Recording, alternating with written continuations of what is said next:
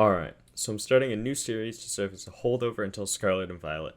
This specific video will be slower than the rest of the series, because Legends Arceus has a lot of introductory proceeds. However, at the end of the video, I'll be discussing some important information regarding the channel and the series, so stick around until then. And with that out of the way, I hope you enjoy the first episode of my Legends Arceus run with only Ghost-type Pokemon.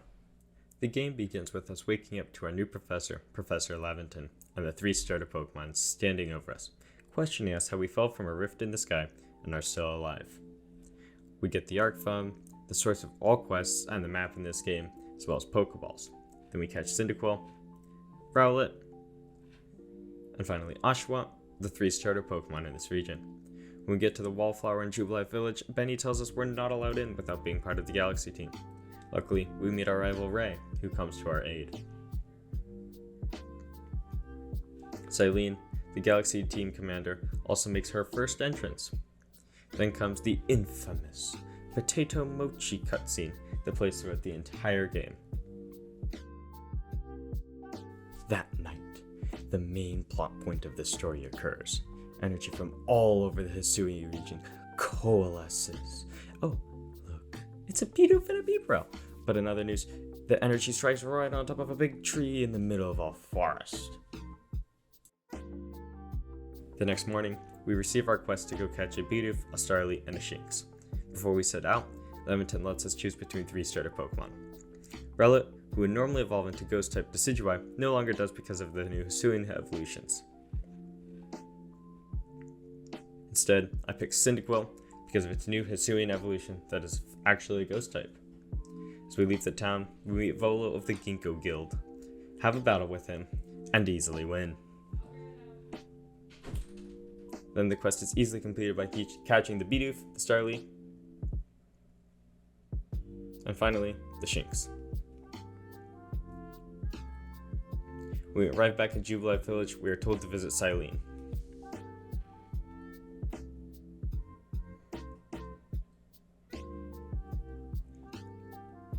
Silene congratulates us and gives us some Galaxy Team garb to wear.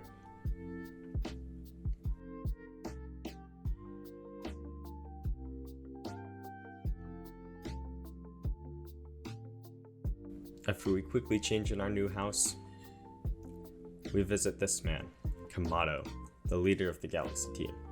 He instructs us to charge him, so we do so. And in turn, he knocks us flat on our back. However, with that, our first quest is completed. For our hard work, Silene gives us the recipe to craft Pokeballs and 3,000 Pokedollars.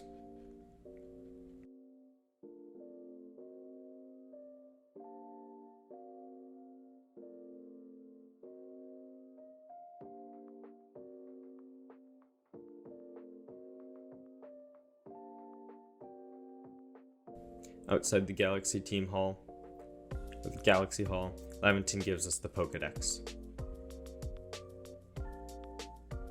On the way to our next expedition, the guard outside the Galaxy Hall teaches us about requests. From now on, I'll be calling these side quests. Right when we arrive in the Obsidian Fieldlands, however, Laventon teaches about one of the main differences between this game and the main series of Pokemon games, research tasks. Then, I try and time skip to night, but the day-night cycle is currently locked, so instead I commit Wurmple genocide.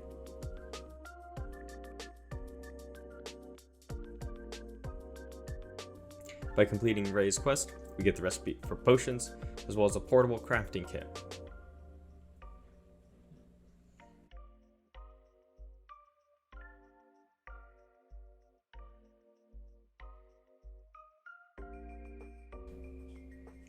But the most important thing about completing Ray's quest is we can finally time skip straight to night.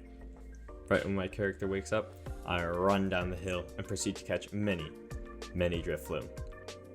Here's a compilation. Right when we get down this hill, of course.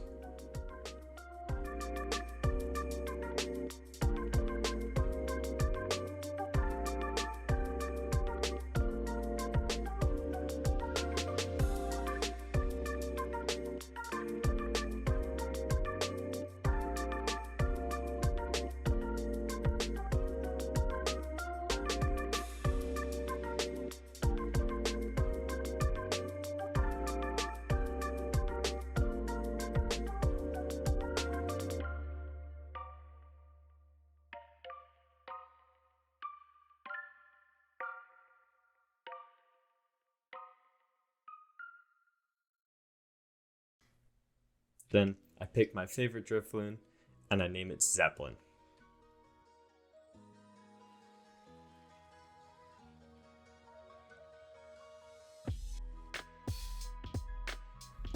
But honestly, the most important thing is catching more Drifloons.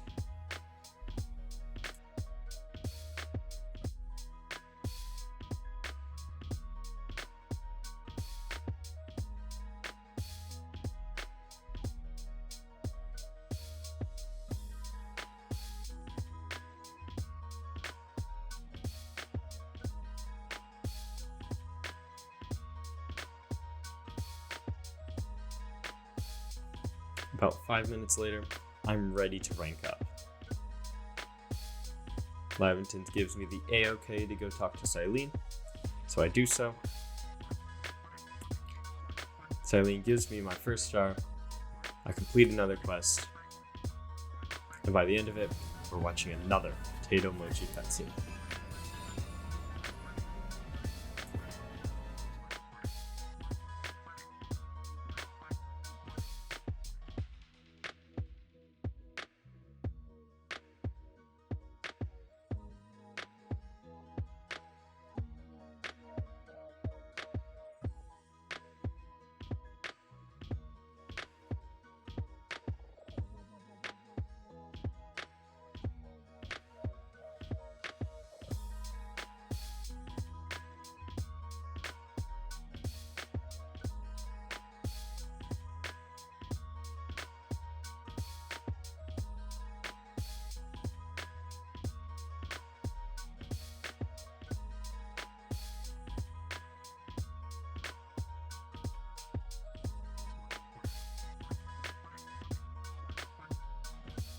Firstly, I'd like to thank anyone who made it this far in the video.